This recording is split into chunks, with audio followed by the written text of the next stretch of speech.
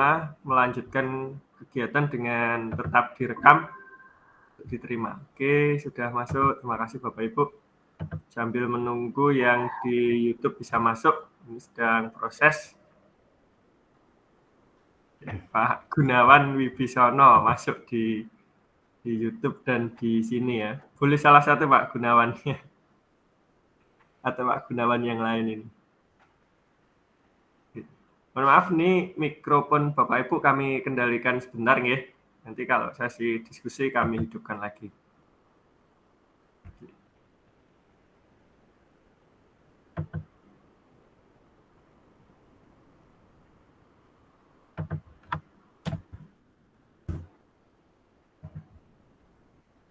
Kita mulai Pak Adi. Bismillahirrahmanirrahim. Ya, Assalamualaikum warahmatullahi wabarakatuh. Selamat pagi Bapak Ibu semuanya. Selamat pagi Pak Adi Kuswanto selaku pemateri pada pagi hari ini. Puji syukur selalu kita panjatkan ke Allah Subhanahu wa taala, Tuhan Yang Maha Esa. Kita masih diperkenankan untuk bersua atau bertatap maya ya Bapak Ibu, karena kita tidak bisa bertatap muka secara langsung dengan kondisi yang seperti ini, maka kegiatan kita adakan dengan sistem webinar. Salawat dan salam semoga senantiasa tercurah kepada uswah hasanah Rasulullah Muhammad SAW. Bapak Ibu yang saya hormati, marilah kita buka acara pada pagi hari ini dengan bacaan basmalah bersama-sama. Bismillahirrahmanirrahim. Semoga Allah Subhanahu wa taala memberikan kelancaran dan kemudahan buat kita semua. Share screen saya sudah muncul Pak Adi. Sudah, Mas. Oke. Sedikit kami perkenalkan kepada Bapak Ibu, ini profil kami tentang onedumain.com. Bapak Ibu bisa mengunjungi situs web kami di onedumain.com dengan jargon Never Stop Learning and Sharing. Maka setiap minggunya atau 2 minggu sekali, paling lama 1 bulan sekali kami mengadakan webinar semacam ini untuk berbagi kepada Bapak Ibu secara gratis yang dapat memberikan pengalaman buat kita semua, yang pasti kita bisa mendapatkan amal jariah ya Bapak Ibu. Ini metode kegiatan kami dan beberapa fitur yang serta layanan yang bisa kami sediakan. Bapak Ibu bisa melihatnya di sini, yang bisa berkunjung ke web kami. Ada testimoni dan yang perlu kami informasikan kepada Bapak Ibu, pada bagian paling bawah ada pendaftaran pemateri. Kami membuka seluas-luasnya kepada seluruh peserta yang hadir pada kegiatan kali ini atau siapapun yang dapat menyimak rekaman video ini bisa berpartisipasi dengan kami menjadi pemateri dalam kegiatan selanjutnya. Silahkan isi pada bagian daftar ini, diklik nanti akan bisa mendapatkan formulir untuk menjadi pemateri. Kemudian pada bagian atas ini ada home blog ya. Pada bagian blog ini adalah beberapa kegiatan kami yang sudah selesai. Di sini saya terima dulu. Di sini merupakan beberapa kegiatan yang telah kami laksanakan dan Bapak Ibu bisa mengunduh berbagai macam administrasi dari kegiatan tersebut seperti undangan, materi, kemudian sertifikat nanti bisa diunduh di sini ya Bapak Ibu. Jika belum aktif berarti masih dalam proses penambahan. Nanti Bapak Ibu bisa mengunduhnya di lain kesempatan ya.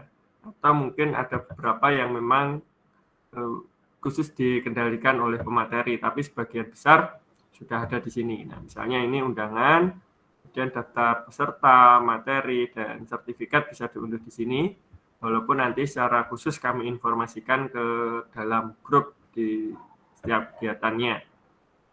Di bawah biasanya juga akan kami lengkapi dengan rekaman dari kegiatan tersebut. Kurang lebih seperti itu Bapak Ibu untuk pengenalan sedikit tentang onedumain.com. Saya sangat berharap Bapak Ibu berkenan untuk bergabung bersama kami menjadi pemateri berikutnya. Untuk paparan pada pagi hari ini akan disampaikan oleh Pak Adi Kuswanto. Silahkan Pak Adi Kuswanto untuk melanjutkan kegiatannya. Oke, terima kasih Mas Wahyu Saryadi. Assalamualaikum warahmatullahi wabarakatuh. Waalaikumsalam. Bapak Ibu, untuk kesempatan pagi hari ini kita akan bersama-sama belajar berkaitan dengan bagaimana profil pelajar Pancasila. Saya akan menyampaikan hanya bagian kecil saja dari apa yang nanti menjadi tanggung jawab kita dan apa yang akan kita lakukan di dalam dunia pendidikan. Bagaimana peran seorang guru sangat vital di dalam pencapaian profil pelajar Pancasila. Saya akan share screen dulu.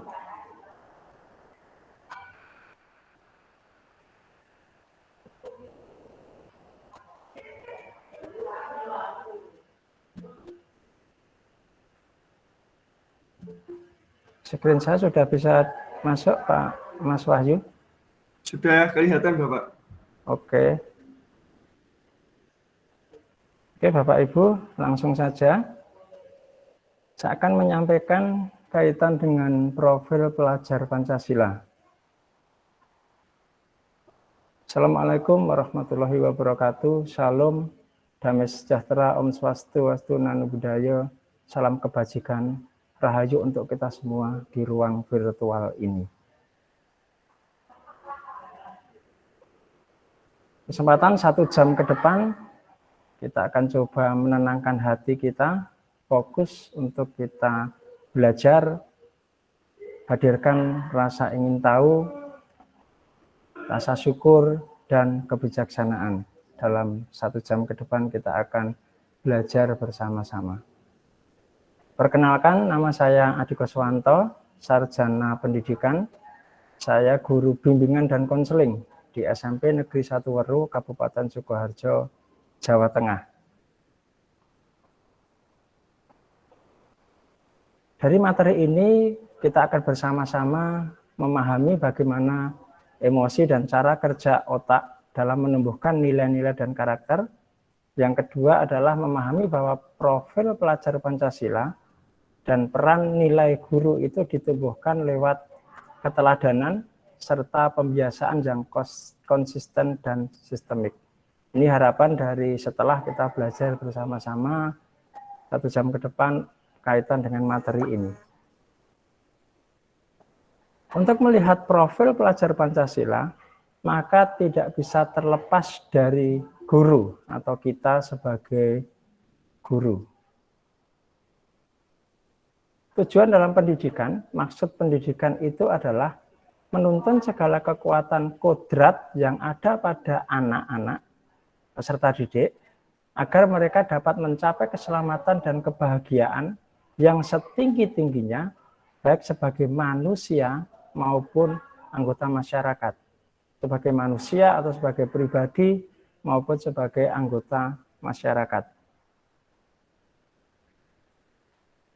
Manusia merdeka yaitu manusia yang hidupnya lahir atau batin tidak tergantung kepada orang lain, akan tetapi bersandar atas kekuatan sendiri. Ini Ki Hajar Dewantara dalam prasaran Kongres ke-1 tahun 1928 di Surabaya. Meskipun begitu, kemerdekaan itu bukan hanya tidak terperintah saja, akan tetapi harus juga dapat menegakkan dirinya dan mengatur peri kehidupannya dengan tertib. Dalam hal ini termasuklah juga mengatur tertibnya berhubungan dengan kemerdekaan orang lain. Jadi merdeka itu bukan berarti semau sendiri, karena tadi di awal tadi adalah bersandar akan kekuatan sendiri, tapi harus juga melihat bagaimana ada kemerdekaan orang lain juga. Jadi bukan sebebas-bebasnya atau semerdeka-merdekanya sehingga tidak ada hal yang perlu dipikirkan kaitan dengan hubungan dengan orang lain, berkaitan dengan kemerdekaan orang lain. Nah, kalau kita sebagai guru, itu harus secara sadar menguatkan profil pelajar Pancasila dalam dirinya demi menumbuhkan profil pelajar Pancasila pada murid-muridnya. Artinya begini Bapak Ibu, profil pelajar Pancasila itu harus ada di dalam diri kita sebagai guru, baru kemudian kita akan bisa menumbuhkan profil pelajar Pancasila tersebut pada murid-murid kita. Jadi akan selalu dimulai dari diri sendiri, mandiri, dalam kondisi diri kita. Dalam kondisi kita sebagai guru harus memiliki profil pelajar Pancasila tersebut. Baru kemudian bisa menumbuhkan bagi peserta didik kita.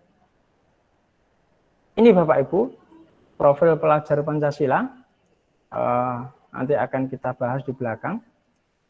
Itu ada beriman dan bertakwa di bagian sini, ada beriman dan bertakwa kepada Tuhan yang Maha Esa dan berakhlak mulia, kemudian berkebinekaan global, bergotong royong, kreatif, bernalar kritis, dan mandiri. Ada penjelasan-penjelasan dari setiap profil. Nah, sedangkan guru itu memiliki nilai dan memiliki peran. Yang pertama nilainya adalah nilai mandiri, reflektif, yang lingkaran dalam, kemudian kolaboratif, inovatif, yang terakhir adalah berpihak kepada murid. Sedangkan perannya itu bisa macam-macam, bisa menggerakkan komunitas, kemudian bisa menjadi contoh bagi orang lain, bagi guru lain, kemudian bisa mendorong kolaborasi dengan guru lain, kemudian menjadi pemimpin pembelajaran, dan juga mewujudkan kepemimpinan murid. Itu nilai dan peran dari seorang guru. Nilai sekarang, apa sih artinya nilai? Jadi nilai itu merupakan satu keyakinan sebagai standar yang mengarahkan perbuatan dan standar pengambilan keputusan terhadap objek atau situasi yang sifatnya sangat spesifik. Jadi kehadiran nilai dalam diri seseorang dapat berfungsi sebagai standar bagi seseorang ini mengambil posisi khusus dalam satu masalah, sebagai bahan evaluasi dalam membuat keputusan, bahkan hingga berfungsi sebagai motivasi dalam mengarahkan tingkah laku individu dalam kehidupan sehari-hari. Itu menurut Rockets. Nah, nilai tersebut adalah, nilai seorang guru itu adalah ada mandiri, reflektif yang di awal tadi sudah saya sampaikan, kemudian kolaboratif, inovatif, yang terakhir berpihak kepada murid. Nah, sekarang Bapak Ibu coba perhatikan di sini di slide saya itu ada ketika Bapak Ibu mendengar kata kuis matematika, sekarang coba kita berpikir dari pemikiran Bapak Ibu semua, apa yang muncul dalam pikiran kita. Jadi catat, ingat-ingat apa sih mungkin sejak dulu, sejak kecil sampai saat ini ketika bekerja, coba diingat apa sih yang muncul dari ketika mendengar kata kuis matematika. Macam-macam pasti yang akan muncul di dalam diri kita. Oke, sudah Bapak Ibu coba mengingat yang muncul, bisa saja yang teringat itu adalah, oh matematika menarik, atau teringat guru saya pada waktu SD, guru matematika saya serius, galak, dan seterusnya. Atau bahkan ada yang teringat pada waktu tidak bisa mengerjakan matematika, soal matematika kemudian dihukum oleh guru dan seterusnya. Itu ingatan-ingatan yang ada di dalam diri kita ketika, ini hanya salah satu contoh, melihat atau mendengar kata kuis matematika. Sekarang coba perhatikan ini Bapak Ibu, ada sebuah kuis, di sini mungkin ada yang sudah, ini kuis yang sering gitu. Kita tidak akan perdebatkan nanti, cuman Bapak Ibu bisa menulis di chat box hasilnya berapa gitu. Harga total ayam bakar dan nasi adalah 21.000. Jika harga ayam bakarnya adalah 15.000, lebih mahal daripada nasi, berapa harga nasi? Bapak Ibu bisa menuliskan jawaban Bapak Ibu di chat box. Nanti kita akan lihat. Ini saya tidak bisa lihat karena saya memaparkan, saya full screen materi saya. Jadi coba harga total ayam bakar dan nasi 21.000. Coba dipikirkan. Kemudian jika harga ayam bakar itu 15.000 lebih mahal daripada nasi, berapakah harga nasi? Bapak Ibu bisa menjawab, tuliskan jawabannya di menu chat di ini, kita di Google Meet ini bisa dituliskan di sana. Oke, semua sudah, mungkin beberapa sudah menulis, saya tidak bisa melihat. Kemudian, nah, sekarang ini kaitan dengan matematika. Ingatan, pikiran, perasaan apa yang muncul saat mendengar matematika. Tadi saya paparkan contoh mendengar kata kuis matematika, kemudian saya memberikan contoh kuis. Nah, ingatan, perasaan, pikiran kita itu membekas cukup lama. Gitu. Jadi kalau Bapak Ibu coba diingat-ingat sekarang usia kita berapa. Misalnya kalau saya usianya sudah 44 tahun. Saya pada waktu SD itu berapa tahun yang lalu berarti? Saya usia 10-an tahun itu, waktu SD berarti sekitar 34 tahun yang lalu. Saya masih ingat ketika mendengar kata matematika, saya ingat guru SD saya, namanya Bapak Marimin. Beliau itu ketika mengajar sangat serius. Kemudian ketika berjalan selalu memegang alat tulis, kemudian seakan-akan menulis gitu. Itu masih saya ingat sampai sekarang. Atau ada peristiwa yang lain adalah ketika ada Bapak Ibu misalnya pada waktu mengerjakan soal matematika pada waktu SD, kemudian dihukum, atau bahkan kalau zaman dulu ada yang dilempar penghapus, dilempar kapur, dan seterusnya. Masih teringat membekas padahal sudah 30 tahun. Artinya bagaimana?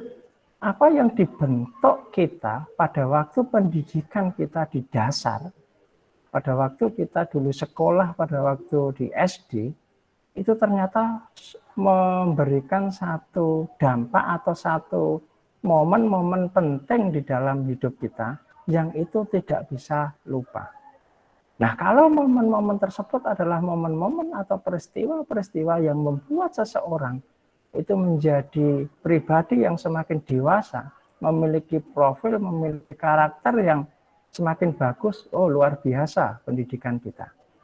Oke, jadi ini sedikit flashback. Kita bisa ingat apa yang pernah kita lalui. Nah, sekarang kita, Bapak Ibu ada yang ngajar di SD, ada yang ngajar di PAUD, ada yang ngajar di SMP, SMA, atau bahkan ada yang dosen. Semua memiliki peran, kemudian akan menorehkan satu peristiwa-peristiwa kepada peserta didik kita. Nah, sekarang akan kembali ke kuis tadi. Bapak Ibu, ini jawabannya. Harga total ayam bakar dan nasi adalah 21.000. Jika harga ayam bakar, kita tidak akan perdebatkan hasilnya, cuman ini hanya nanti akan saya jelaskan. Harganya 15.000 lebih mahal daripada harga nasi. Berapa harga nasi? Jawabannya adalah 3.000. Ada yang keliru? Mungkin Bapak Ibu ada yang langsung cepat sekali bisa menjawab. Oh, berarti 21.000 dikurangi 15.000. Berarti harga nasinya adalah 6.000. Salah atau tidak? Tidak. Itu kita berpikir seperti itu.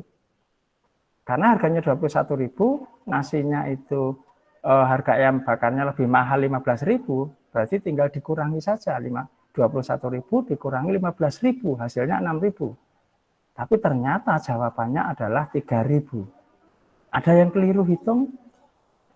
Mengapa? Saya akan coba jelaskan di sini. Bapak Ibu kalau misalnya pergi ke toko, ke warung ayam, beli ayam bakar, kira-kira di warung gitu, di meja beli berapa? 3 porsi atau 1 porsi gitu ayam bakar. Sebagian besar warung yang ada di wilayah kita itu ketika kita pesan ayam bakar Kira-kira sudah dikasih nasi atau belum? Saya yakin sudah ada nasinya. Berarti ketika ayam bakar itu adalah satu porsi itu harganya 21.000, itu berarti ayam bakar itu sudah dengan nasi. Kemudian diketahui yang kedua, ayam bakar itu harganya adalah 15.000 plus nasi itu. Jadi 21.000 itu sudah ayam bakar plus nasi. Nah, kemudian kalau seseorang kita misalnya bilang ke penjualnya, Bu, tambah nasi 1. Nah, maka akan diketahui seperti ini. Ayam bakar plus nasi harganya 21.000. Misalnya gitu ya. Kemudian tadi kan ayam 15.000 plus nasi. Sekarang plus nasi lagi, itu harganya 21.000 dari kuis kita gitu. Nah, maka hasil akhirnya 3.000 itu dari situ. Ternyata ayam bakar itu sudah plus nasi. Nasinya sendiri. Kemudian ketika dikurangkan hasilnya 6.000 dibagi 2, 3.000. Kita tidak akan mendebatkan ini. Cuman di balik layar, di dalam pikiran kita, apa yang terjadi sebenarnya? Kenapa kita bisa memiliki jawaban yang berbeda antara satu orang dengan orang yang lain? Di balik layar itu adalah ada berpikir cepat dan berpikir lambat. Ingat Bapak Ibu, saya menjelaskan di sini, berpikir cepat dan berpikir lambat. Fast think dan slow. Bukan lambat berpikir, bedakan Bapak Ibu, berpikir cepat dan berpikir lambat, bukan lambat berpikir. Oke. Nah, sistem 1 itu berpikir cepat. Bagian batak otak dan sistem itu diprogram untuk kayak autopilot, otomatis gitu. Kecenderungan alamiah, cepat sekali. Ada aksi, langsung ada reaksi. Cepat sekali, kemudian di pikiran langsung dikeluarkan gitu saja. Sistem yang kedua adalah thinking slow atau berpikir lambat. Bukan lambat berpikir, bedakan. Jadi ini berpikir lambat.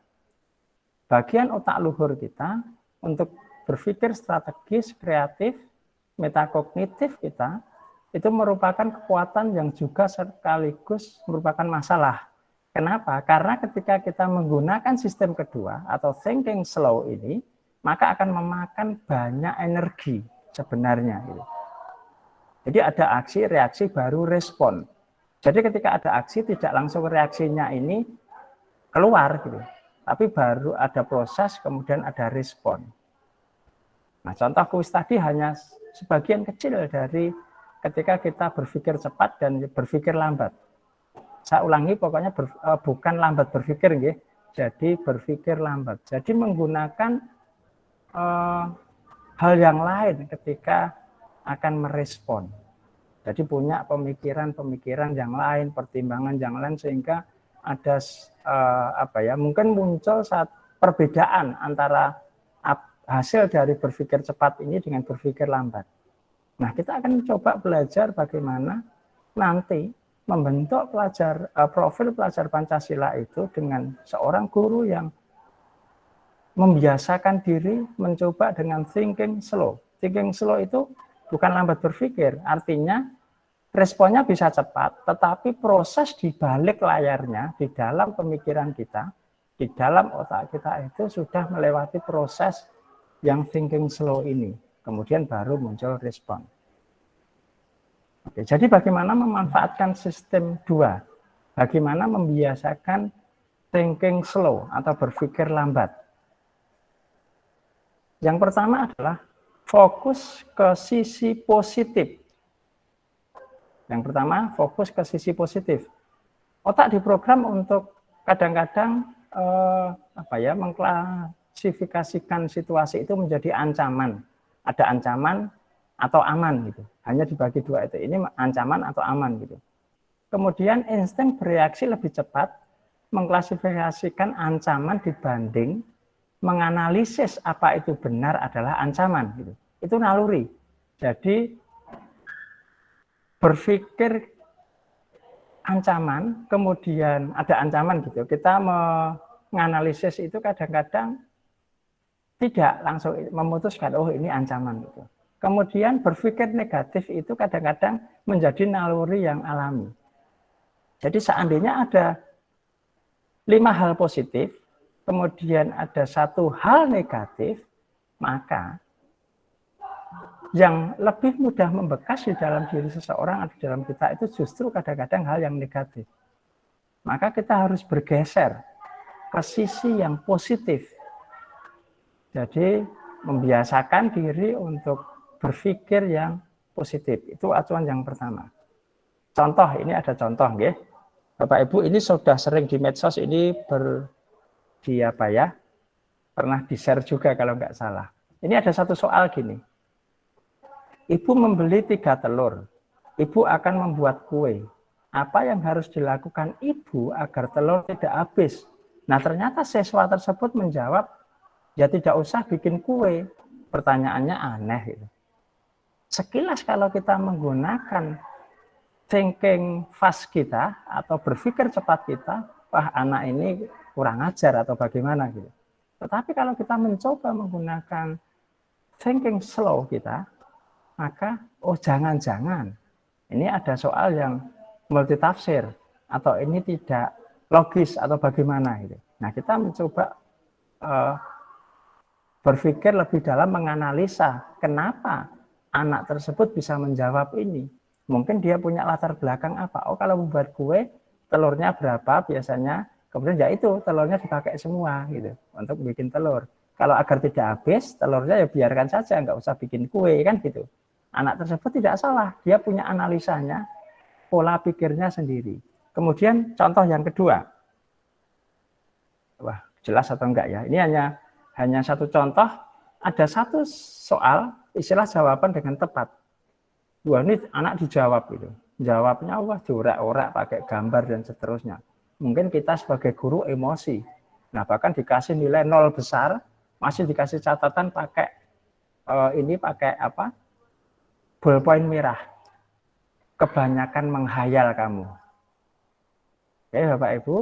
Nah, ini berpikir cepat kita, thinking fast kita. Tapi kalau kita mau mencoba membiasakan diri thinking slow atau berpikir lambat, maka coba kita akan perhatikan dari jawaban anak tersebut. Misalnya nomor 1, katak bergerak dengan cara titik-titik, alat geraknya adalah kaki. Ya kan melompat gitu ya, mencolot gitu ya. Ternyata dia menggambar katak yang sedang melompat. Gitu. Dalam pikiran anak tersebut, mungkin dia tahu katak itu melompat, cuman bahasanya dia tidak dalam teks. Dia tulis dalam gambar. Dan soal nomor 2, kupu-kupu bergerak dengan terbang. Alat geraknya adalah dia gambar sayapnya, kupu-kupu tersebut dan seterusnya. Contoh yang lain, misalnya di bawah itu ada sapi berkembang biak dengan cara titik-titik. Jawabannya adalah beranak. Tapi anak menggambar sapi, kemudian di belakangnya dia sedang melahirkan atau beranak anak sapi yang kecil di belakangnya. Kemudian yang misalnya soal paling bawah, ikan hanya dapat hidup di titik-titik. Misalnya jawabannya mungkin air. Yang dimaksudkan gurunya adalah air. Anak tersebut menggambar sebuah akuarium, dikasih gambar air, ada ikannya. Nah, ini kita belajar seperti ini, belajar bagaimana menganalisa. Bagaimana mencoba untuk thinking slow. Tidak langsung ada aksi, langsung reaksi. Jadi ada aksi, ada reaksi, kemudian dianalisa, kemudian muncul respon. Kalau saya melihat contoh gambar ini, jawaban anak tersebut walaupun dengan bahasa gambar, kelihatannya benar semua anak tersebut menggambar. Menjawab tersebut. Misalnya bentuk daun singkong adalah dia gambar bentuk daun singkongnya. Oke, Bapak Ibu, itu contoh. Kemudian, acuan yang kedua adalah sadari bahwa emosi menentukan bagaimana kita mengambil keputusan. Kita harus sadar. Jadi ketika emosi kita itu ternyata itu mempengaruhi, menentukan bagaimana kita mengambil keputusan. Makanya bagaimana kita manajemen emosi itu perlu. mengelola emosi itu perlu untuk pengambilan keputusan yang tepat, tidak berdasarkan emosi. Gitu. Oke, nah ini contoh roda emosi. Ada banyak sekali. Jadi ada takjub, ada optimis, ada kesenangan, ada cinta, ada menerima, ada tunduk, ada marah, ada muak, ada sedih, ada terkejut, ada suka, ada duka, ada kecewa, dan seterusnya. Nah, ini ketika salah satu, itu semua ada sebenarnya di dalam diri kita, itu ada. Namun ketika emosi, salah satu emosi itu menguasai, maka hasilnya itu tidak baik pasti. Apapun itu. Kalau rasa optimis yang menguasai, tidak mempedulikan emosi yang lain, adanya hanya optimis, saya yakin pasti ada sesuatu yang tidak tepat nantinya. Kalau rasa takut yang menguasai misalnya, emosi takut yang menguasai, maka juga akan tidak bagus. Jadi semua harus pada posisinya, pada tempatnya, sesuai dengan kondisi saat itu. Oke. Yang ketiga, lampaui mekanisme lawan, lari atau tak bereaksi. Jangan terjebak. Jadi mengenali bagaimana diri melihat kecerdasan emosi, gitu. Jadi melawan dorongan untuk reaktif lah. Jadi apa ya, mengontrol emosi, kecerdasan emosi kita. Jadi kalau di sebelumnya tadi ada berbagai macam emosi, bagaimana kita bisa memanajemen emosi tersebut secara tepat. Apakah kita tidak boleh ada marah, ada emosi marah? Tidak mungkin, seseorang pasti ada emosi marah. Cuman kalau kita hanya, kayak tadi contoh di depan fast thinking fast tadi ada reaksi, langsung reaksi marah. Tapi ketika kita sudah menggunakan sampai ke respon, maka marah ini keluar di responnya itu berbeda. Tetap apakah ada marah? Ada marah, cuman responnya nanti akan berbeda. Takut juga seperti itu. Jadi manajemen emosi. Jangan lawan otak Anda, ini yang keempat. Tapi kenali, beri waktu untuk belajar. Jadi sebenarnya otak kita itu mirip lah atau apa ya, serupa dengan ada primata, otak mamalia, otak reptil. Jadi ini gambarannya, otak luhur manusia itu Homo sapiens, manusia yang bijaksana. Tapi kalau kita lihat kadang-kadang, misalnya otak reptil, itu batang otak itu bertahan hidup. Ada nggak kita untuk bertahan hidup? Pasti ada. Otak primata gerakan kompleks menggunakan alat. Otak mamalia itu emosi, itu ada. Cuman kalau kita menggunakan otak luhur manusia, Homo sapiens, itu menjadi bijaksana. Jadi tidak selalu ketika ada aksi langsung reaksi atau dengan menggunakan emosi saja. Jadi itu. Sekarang peran guru. Peran guru di dalam mewujudkan profil pelajar Pancasila. Ke depan ini di pemerintah sedang ada satu gerakan menghasilkan guru-guru yang bergerak, yang bisa berperan dengan tepat ke depan, ke berapa tahun yang akan datang, mungkin sudah generasi di bawah kita. Peran guru itu menjadi pemimpin pembelajaran. Yang kedua, menggerakkan komunitas praktisi. Artinya begini, kalau pemimpin pembelajaran mungkin Bapak Ibu jelas di dalam kelas sudah sering melakukan itu. Kemudian bagaimana kita berada di satu tempat, komunitas kita, dan itu saling memberikan semangat, mungkin gitu, saling memberikan masukan-masukan, motivasi-motivasi di dalam komunitas kita, mulai dari lingkungan terdekat kita sampai ke mungkin komunitas yang lebih luas. Menjadi coach bagi guru lain, artinya begini Bapak Ibu, kalau Bapak Ibu yang guru awal, pemula, biasanya nanti akan ada guru yang pendamping lah. Bapak Ibu yang mungkin awal menjadi guru atau CPNS itu kadang-kadang kemudian ada pendampingan. Nah, kita ke depan semua guru itu masing-masing memiliki satu kelebihan dan kekurangan masing-masing. Tidak ada yang serba bisa, enggak ada. Jadi masing-masing kita harus misalnya begini. Misalnya saya itu paling tidak bisa kalau berbahasa Inggris atau pelajaran bahasa Inggris. Maka saya punya teman guru lain yang dia ahli dalam bahasa Inggris, misalnya gitu. Maka seorang guru tersebut atau teman saya itu harus bisa menjadi coach dari saya gitu. Jadi bisa menjadi coach bagi saya untuk saya bisa belajar bahasa Inggris misalnya gitu. Atau hal-hal yang lain. Nah, itu maksudnya. Kemudian mendorong kolaborasi antar guru. Nah, kita nanti ke depan itu ada kolaborasi antar guru. Jadi coba kita menggagas bagaimana misalnya satu proyek untuk murid kita, kemudian di dalamnya itu terdapat 5 guru. Semua melihat dari sisi yang berbeda. Ada yang dari sisi ekonominya, ada dari sisi matematisnya, kemudian ada dari sisi karakternya, kemudian dari sisi hal yang lain.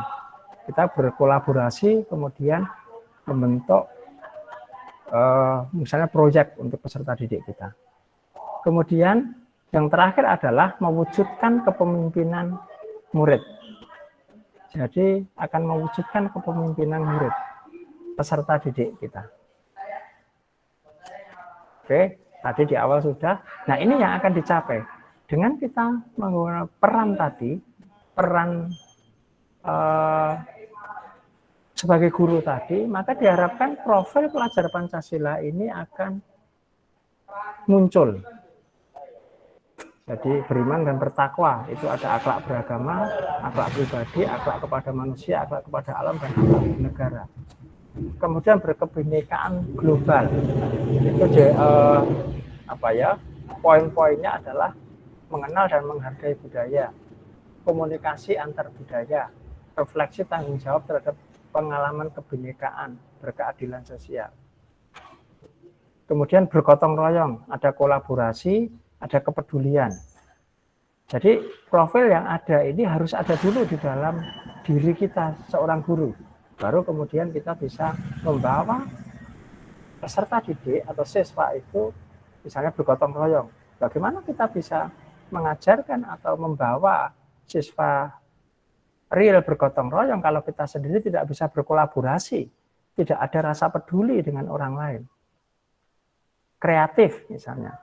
Kreatif itu menghasilkan gagasan yang original, menghasilkan karya, tindakan, kemudian ketika ada permasalahan dia punya alternatif-alternatif solusi. Kemudian bernalar kritis, mandiri, terakhir mandiri, pemahaman dalam situasi di dalam mengontrol diri sendiri. Jadi peserta didik kita dimulai dari diri kita akan bergerak, kita akan membawa diri kita memiliki profil tersebut, maka otomatis peserta didik kita akan mengikuti kita. Jadi kita punya 2 buah tangan gitu ya, misalnya kita punya 2 buah tangan, jari tangan kita, ini diri kita, kemudian ini peserta didik kita. Masing-masing memiliki nilai dan perannya, kemudian peserta didik kita adalah nanti akan diharapkan mencapai profil pelajar Pancasila. Maka ketika kita satukan begini, ini hanya ilustrasi, kemudian kita akan bergerak bersama-sama, maka semua akan tercapai. Oke, ini hanya contoh-contoh. Ini contoh-contoh yang bisa dilakukan untuk menumbuhkan profil pelajar Pancasila itu dimulai dari kita. Jadi ini contoh aja, contoh membuat lembar keaktifan siswa, kemudian membuat alat praktikum sederhana, kemudian membuat permainan misalnya di dalam pembelajaran. Ini contoh salah satu teman menggunakan, ini guru bahasa, menggunakan permainan tradisional, apa ini ya, kebab sotor atau apa ini, betengan. Padahal guru bahasa misalnya. Tapi kenapa bisa menggunakan ini? Ini di salah satu SMP di Kecamatan Weru. Dia menggunakan ini bisa gitu. Jadi menggunakan permainan tradisional. Kemudian menjadi pembelajaran, merancang pembelajaran yang berpusat kepada murid. Jadi diskusi kelompok misalnya. Jadi kalau kita mengajar siswa kita, bagaimana berpusat pada murid. Bagaimana siswa itu bisa berdiskusi kelompok. Bukan hanya tugas kelompoknya. Kadang-kadang kita melihat bukan hasil akhirnya dari jawaban peserta didik ketika berdiskusi, tetapi kita melihat bagaimana peserta didik itu berdiskusi misalnya. Bagaimana berdiskusi di dalam kelompok, prosesnya bagaimana. Adakah kolaborasi di sana muncul, kemudian masing-masing individu memiliki peran yang berbeda-beda, kemudian mengungkapkan cara pikirnya, kemandiriannya di dalam mengungkapkan persoalan-persoalan di situ. Itu contoh. Misalnya, kalau kita menggerakkan komunitas praktisi, artinya kita terlibat di dalam kegiatan-kegiatan MGMP misalnya, MGMP kabupaten, MGMP sekolah, kemudian teman sejawat, kemudian kerjasama dengan wali kelas kalau kita yang bukan wali kelas untuk memberikan laporan-laporan tentang kondisi peserta didik. Oke, ini hanya contoh saja. Ini hanya contoh saja. Oke, ini contoh juga.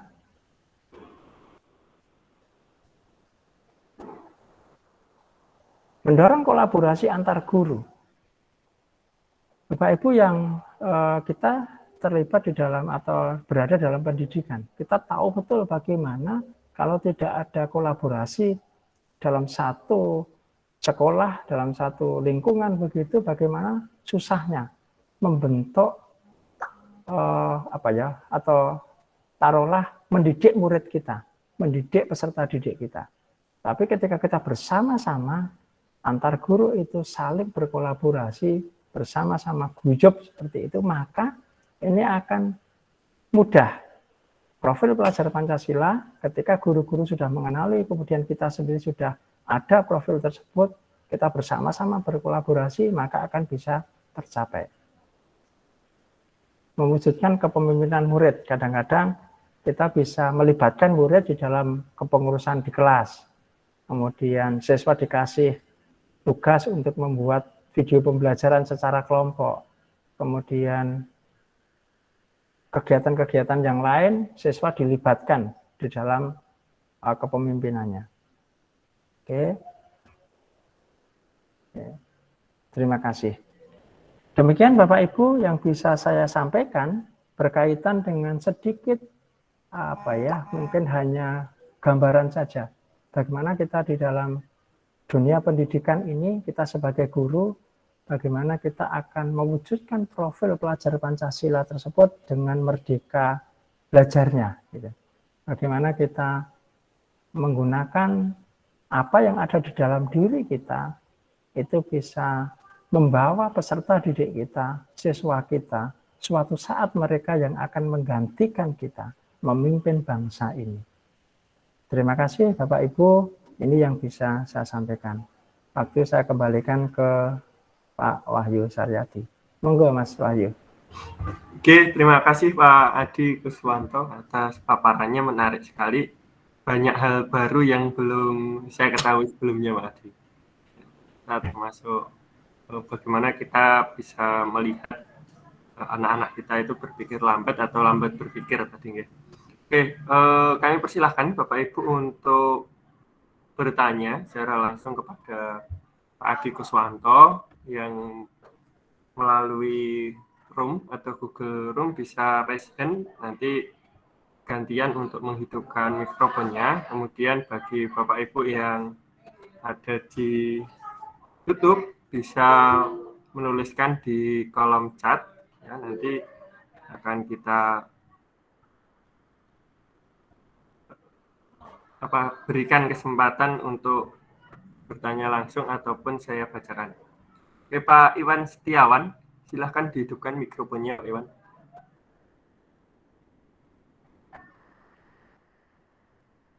Oh, kontrolnya belum ya? Oke. Silahkan Pak Iwan. Sudah bisa ya? Ya, baik. Terima kasih Mas Wahyu, Mas Adi juga atas. Ini suara apa ya?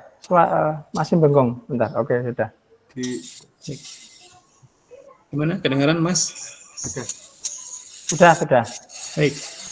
Dari yang barusan Mas sampaikan, ada yang perlu saya tanyakan mungkin ya. Sedikit share. Ketika di lapangan bertemu dengan anak-anak, terkadang antara thinking fast dan thinking slow ini selalu selalu berbenturan di dalam pelaksanaannya gitu ya. Nah, yang jadi pertanyaan saya, dari kedua ini kita sebagai seorang pendidik, mana yang bisa dijadikan satu pegangan untuk kita terkait dari jawaban anak tersebut, dari pemikiran anak tersebut. Itu saja Mas, terima kasih. Assalamualaikum warahmatullahi wabarakatuh. Langsung dijawab ya Pak Wahyu ya. Oke, silakan langsung dijawab. Nanti yang lain biar di belakangnya. Oke, terima kasih Pak Iwan ya, Pak Iwan Setiawan yang bertanya ini. Artinya begini, tadi saya hanya memberikan sedikit contoh yang beberapa waktu yang lalu menjadi di medsos itu menjadi kayak guyonan gitu. Siswa kok jawabnya seperti ini. Bahkan Bapak Ibu pernah dengar istilah titik-titik di bawah ini dengan benar, kemudian diisi tuh kata benar gitu ya. Jadi saya tidak akan membahas kaitan dengan memberi nilainya kaitan dengan angka gitu. Cuman artinya begini, bagaimana kita bisa melatih diri kita itu mencoba untuk menganalisa gitu. Jadi tidak langsung jawaban siswa itu kayak seperti dikunci seperti itu.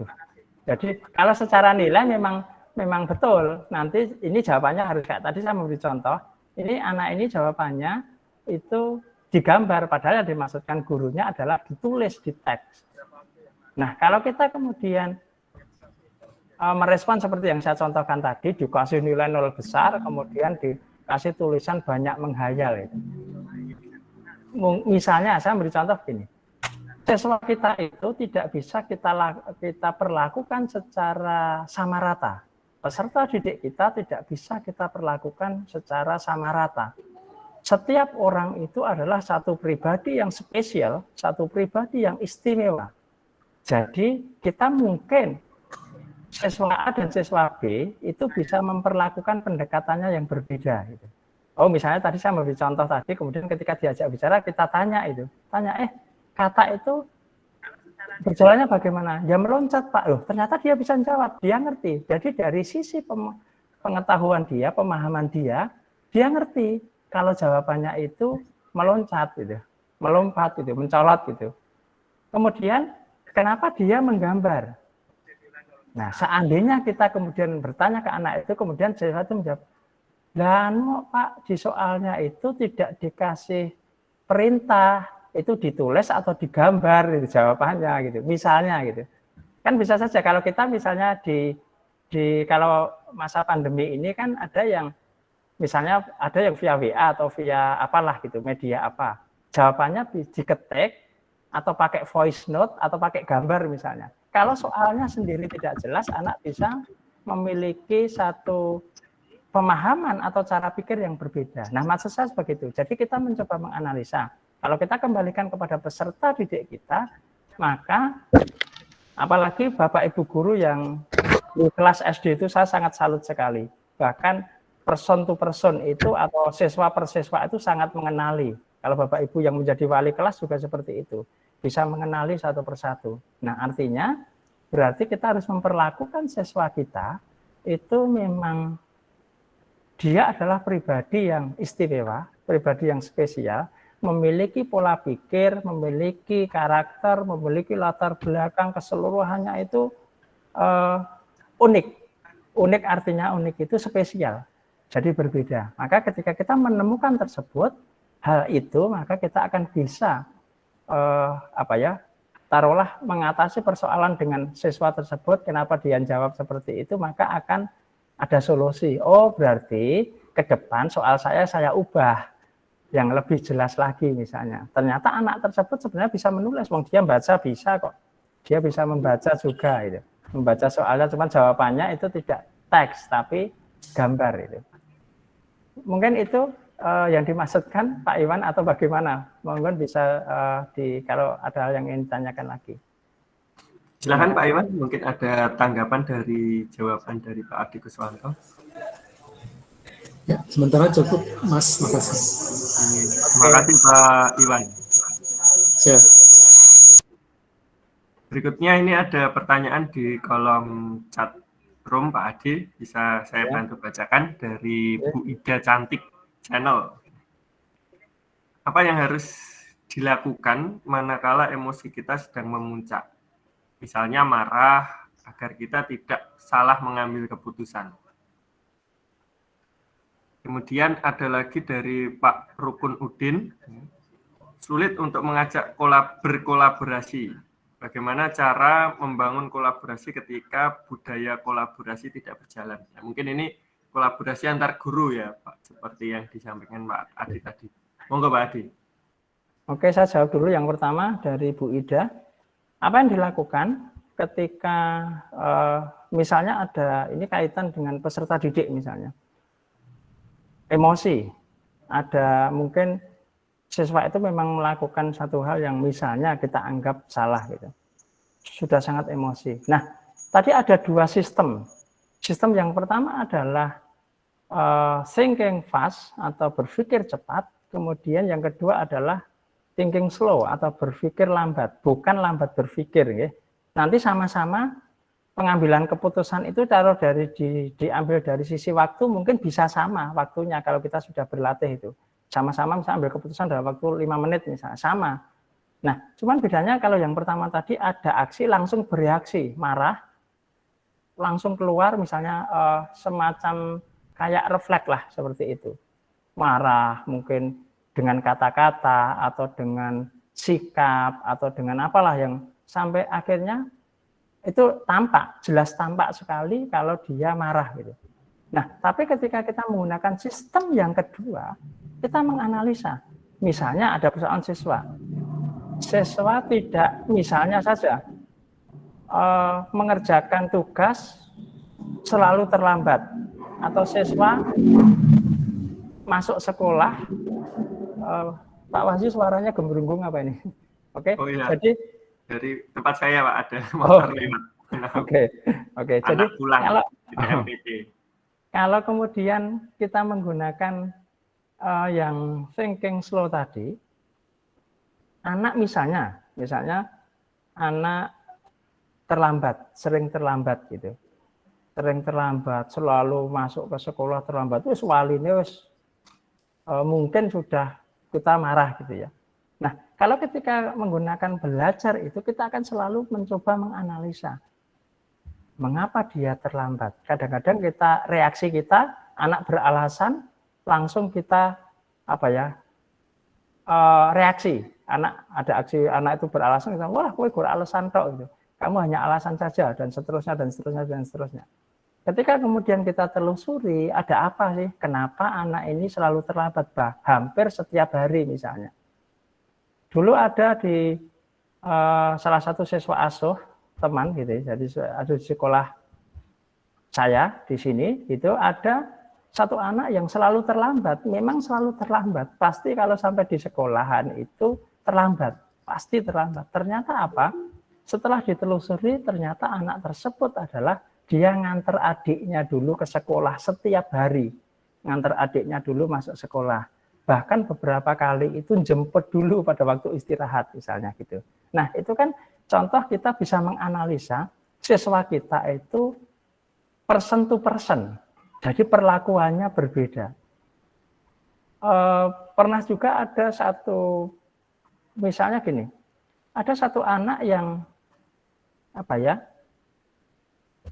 dengan teman-temannya itu selalu kayak suka jahil itu, terus judek, marah-marah dan seterusnya, misalnya gitu ya. Nah, ketika kita kemudian menggunakan thinking slow kita akan lihat kenapa anak tersebut marah-marah, kenapa anak tersebut sering membuat ulah. Bagaimana cara kita kemudian bicara dengan anak tersebut, kemudian akhirnya kita bisa bersikap dengan tepat terhadap anak tersebut. Nah, ini yang saya maksudkan. Jadi kita menganalisa, ini perlu latihan. Jadi memang menggunakan banyak energi. Di awal tadi saya sampaikan ini akan menguras banyak energi sebenarnya. Makanya kita butuh latihan dari hal yang aksi langsung reaksi menjadi aksi ke melewati reaksi baru respon gitu. Respon dengan tepat. Itu jawaban dari saya. Jadi tetap harus ada analisa. Berkaitan dengan kecepatan secara waktu itu relatif, artinya bisa saja sama, kita bisa cepat. Artinya akhirnya karena sudah terlatih, akhirnya bisa cepat respon dengan tepat. Itu pertanyaan dari Bu Ida. Kemudian yang kedua, langsung saja dulu, nanti kalau ada yang kurang jelas lagi. Sulit untuk mengajak berkolaborasi, bagaimana cara membangun kolaborasi? Ini pertanyaan dari Pak Rukun Udin. Betul, bagaimana mengajak berkolaborasi dengan mungkin sesama guru gitu. Nah, yang pertama adalah memulai dari diri kita sendiri dulu. Gitu. Kita refleksi terhadap diri kita. Apakah kita menempatkan diri kita, misalnya mau berkolaborasi, apakah saya menjadi orang yang mudah diajak berkolaborasi misalnya. Oke, kalau sudah menemukan ya saya akan bisa berkolaborasi. Maka kita harus begini, berkolaborasi itu kan seperti ini Bapak Ibu. Kalau di dalam kita kaitan dengan peserta didik, kita harus memahami juga seperti ini. Jangan sampai kita mengajak kolaborasi, tapi sebenarnya itu kepentingan kita. Misalnya saya melakukan penelitian tindakan kelas gitu ya. Sebenarnya ini bisa berkolaborasi, misalnya saya berkolaborasi. Tapi ternyata tujuan saya ini untuk saya, lebih banyak ke saya. Nah, biasanya kalau hal yang seperti ini tidak akan berhasil atau susah sekali. Nah, maka salah satu caranya begini. Kita kan masing-masing kalau Bapak Ibu yang guru mapel, setiap mapel itu punya KIKD lah, punya hal yang akan dicapai dari pembelajaran.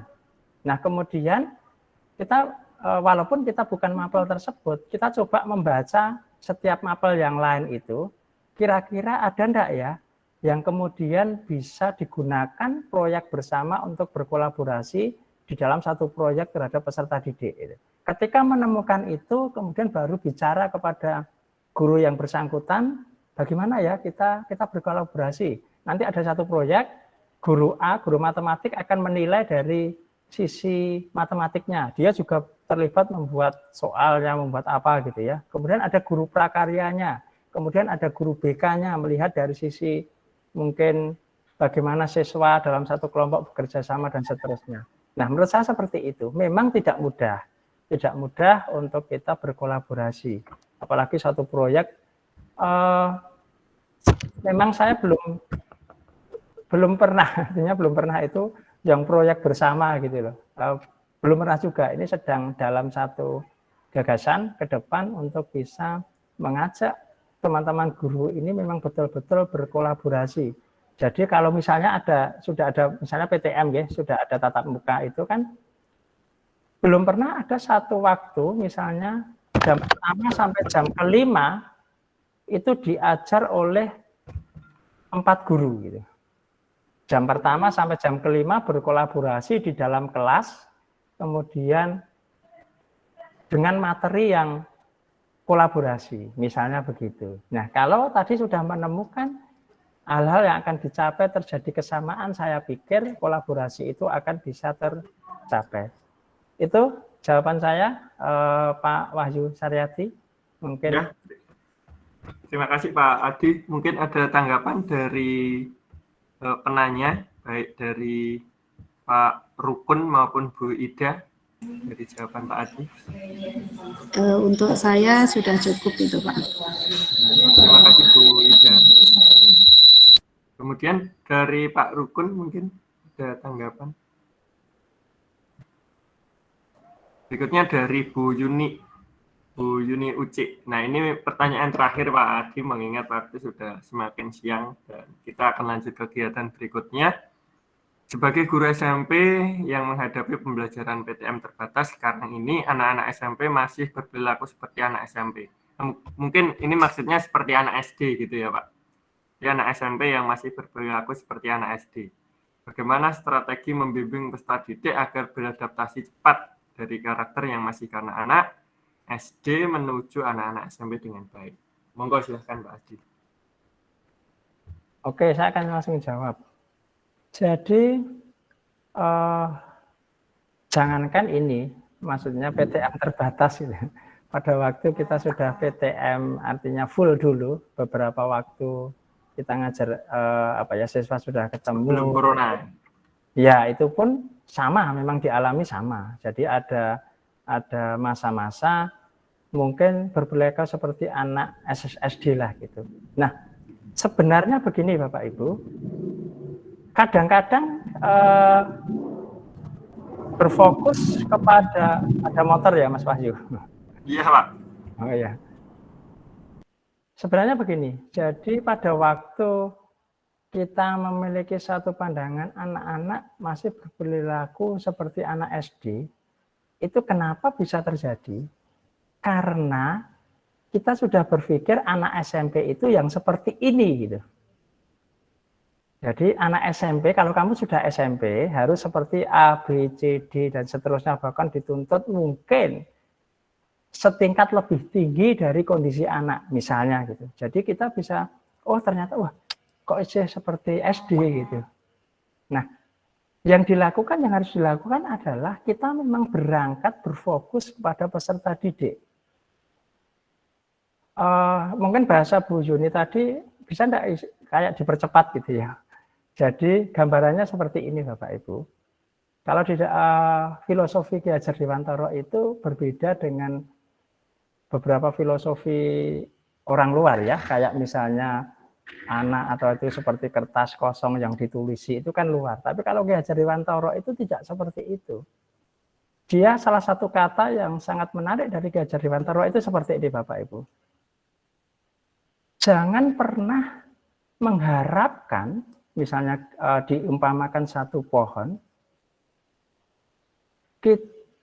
jagung berbuah apel. Jangan pernah berharap pohon jagung berbuah apel. Artinya apa? Kadang-kadang kita itu punya satu gambaran peserta didik, gambaran siswa kita atau bahkan orang-orang sekitar kita atau anak kita itu seperti harapan kita. Nah, kalau dari pemikiran Ki Hajar Dewantara itu tidak. Jadi kita itu seperti tukang kebun. Ada tanaman, kalau jagung kita rawat, kemudian dikasih pupuk, dikasih air, dikasih mungkin ruang pencahayaan yang tepat, maka suatu saat kita akan melihat itu ketika dia berbuah, jagungnya bagus itu. Tapi tidak mungkin kita usahakan sedemikian rupa, kita mengharap dia jadi apel gitu. Tidak mungkin. Tetap akan menjadi jagung, cuman jagungnya nanti jagung yang bagaimana. Nah, demikian juga peserta didik kita. Peserta didik kita itu seperti itu. Ada yang pada waktu dia masuk bahkan ada siswa yang masuk SD itu sudah bisa membaca sangat lancar. Gitu. Padahal kurikulum di SD itu calistung itu SD, tapi banyak sekolah yang di luar itu mengharapkan kalau sudah masuk SD harus sudah bisa membaca. Bahkan ketika sudah masuk SMP kita mengharapkan itu, harapannya itu seperti mungkin anak yang sudah SMA gitu. Kalau kita di SMP, anak siswa kelas 7 dengan kelas 9 itu sudah berbeda sekali. Sudah terjadi pergeseran itu baru alamiah mereka itu sudah berbeda. Maka kita tidak untuk mempercepat atau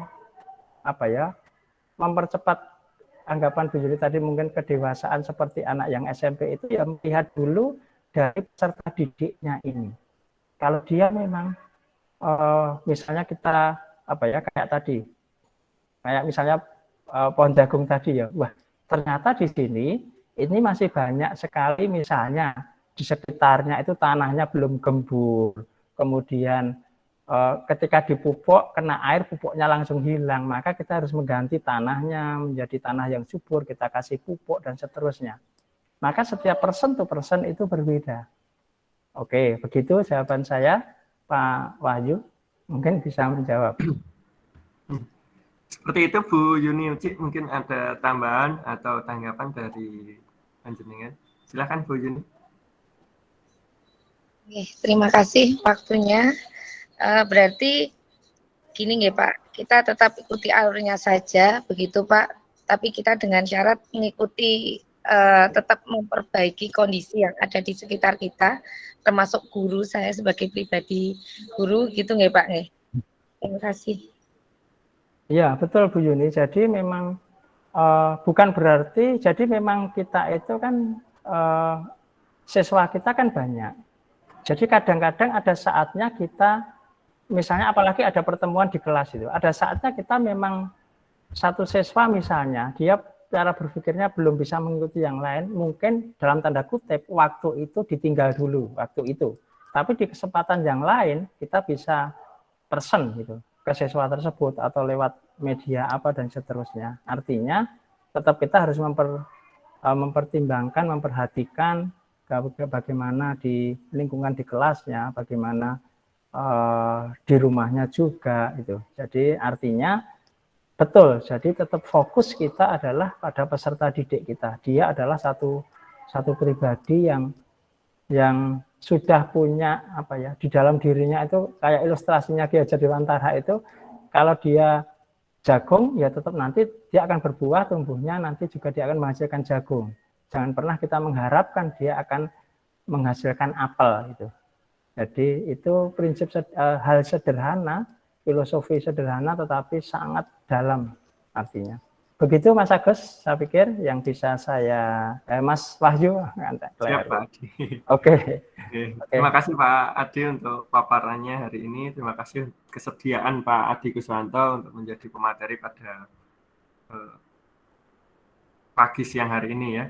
Untuk Bapak Ibu yang menjadi peserta, daftar hadirnya nanti akan kami bagikan ke grup agar lebih mudah ya, karena kalau di sini banyak yang terlewat, kadang untuk mencari daftar hadir itu kesulitan, maka nanti kami bagikan ke dalam grup saja agar lebih mudah menunggu rekaman dari kegiatan ini selesai. Jadi nanti akan ada dua opsi, baik rekaman secara live dan aplikasi. Mungkin ada closing statement dari Pak Adi sebelum kita tutup bersama. Monggo Pak Adi. Oke, terima kasih Mas Agus, Mas Wahyu. Kleru terus kleru karo Mas Agus. Bapak Ibu peserta pertemuan virtual kali ini, mari kita bersama-sama sebagai guru, sebagai orang-orang yang terlibat di dalam pendidikan. Peserta didik kita adalah mereka orang-orang yang akan menggantikan kita di masa yang akan datang. Maka kita harus memulai dari diri kita, profil pelajar Pancasila itu ada dalam diri kita dan akan kita terapkan sehingga murid kita juga memiliki profil yang seperti itu. Terima kasih Mas Wahyu, aku saya kembalikan. Ya, terima kasih Pak Adi, terima kasih Bapak Ibu semuanya atas atensinya dan waktunya sudah berkenan untuk bergabung dalam kegiatan hari ini, menyediakan waktunya untuk bergabung pada acara webinar siang hari ini. Sampai ketemu lagi di diskusi dalam grup, karena besok masih ada webinar yang kedua bersama Ibu Dewi tentang materi weklirnya. Kita ketemu lagi di jam kurang lebih pukul 15 ya Bapak Ibu, karena tadi saya komunikasikan dengan Bu Dewi dan kami sendiri juga ada sedikit kegiatan yang akan bisa kita adakan di pukul 15 kurang lebih. Ya. Assalamualaikum warahmatullahi wabarakatuh. Waalaikumsalam warahmatullahi wabarakatuh. Pak Ade boleh live dulu, saya sedang menunggu rekamannya.